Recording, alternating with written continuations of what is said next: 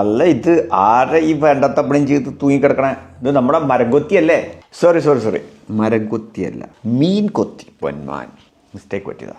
പുള്ളി ഭയങ്കര സ്പീഡിൽ വന്നിട്ട് മൂർച്ചയുള്ള കൊക്കുണ്ടെന്നുള്ള ഒരു അഹങ്കാരത്തിൽ നേരെ കൊത്തിയതാ. പറിച്ചിട്ട് കിട്ടുന്നില്ല. കേട്ടിട്ടില്ലേ, കൊക്കിലൊതുങ്ങാവതെ കൊത്താവൂന്ന്? അതായത് മുമ്പെന്നോ കൊത്തിയപ്പോൾ ഊരി കിട്ടി എന്നുള്ള ഒറ്റ കാരണത്താല് കാലാവസ്ഥ മാറിയതറിയാതെ, അത് വർഷക്കാലത്ത് തടികളെ കുറച്ച് സോഫ്റ്റ് ആയിരിക്കുമല്ലോ, വെള്ളമുള്ളതുകൊണ്ട്. പക്ഷെ വേനൽക്കാലത്ത് എന്തായിരിക്കും, വെള്ളമൊന്നും ഇല്ലാത്തതുകൊണ്ട് നല്ല സ്റ്റിഫായിരിക്കും.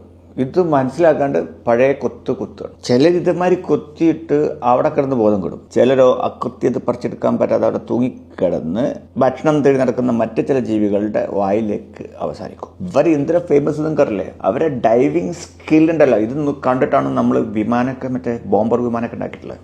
മീൻ പിടിക്കാൻ മാത്രമല്ല, ഇത് പാറ്റൻ ടാങ്ക് പോലെ 360 ഡിഗ്രിയിൽ ഇവർക്ക് തലതിരിക്കാനും പറ്റും. മാത്രമല്ല, ഇവർ അവരുടെ ആ മീനിനെങ്ങനെ ലക്ഷ്യം വെച്ച് കഴിഞ്ഞാൽ പിന്നെ ഗിംബൽ മാതിരിയാ. ശരീരം എങ്ങനെ കിടന്ന് ആടിയാലും തലയും കണ്ണും മാറൂല.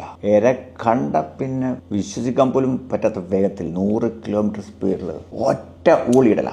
ബോംബർ വിമാനം പോലെ ഒരൊറ്റ പോക്ക. വളരെ കൃത്യമായിട്ട് അവർ ടാർഗറ്റിനെ പോയി പിടിക്കുകയും ചെയ്യും, കൊക്കിൽ ഒതുക്കുകയും ചെയ്യും. ഒരു ദിവസം ഇവരിങ്ങനെ പല ഡസൻ ട്രിപ്പുകൾ ഇങ്ങനെ വെള്ളത്തേക്ക് ഇങ്ങനെ നടത്തും, തിരിച്ചു വരും. ഇതിന്റെ ഒരു പ്രത്യേകത എന്ന് വെച്ചാൽ സംഭവം കാണാൻ നല്ല ബ്യൂട്ടിഫുൾ ആണല്ലോ. ഇനിയിപ്പോൾ ഇതിൽ ഏതാ പെണ്ണ് എന്ന് പറയണമെങ്കിൽ ചുവപ്പ് ലിസ്റ്റിക്. ആണുങ്ങൾ പറഞ്ഞ പോലെ ഫുൾ കറുപ്പ് കൊക്കായിരിക്കും. അപ്പോൾ ഈ മീൻ കൊത്തി പൊന്മാൻ, അതായത് നീലപ്പൊന്മാനെ, ഈ നീലപ്പൊന്മാൻ നമുക്ക് എന്തൊക്കെയാ പഠിപ്പിച്ചു തന്നേ? കൊക്കിലൊതുങ്ങാവതേ എന്തൊക്കെയാന്നുള്ളത് നിങ്ങൾക്ക് മനസ്സിലായെന്ന് താഴെ എഴുതുമോ?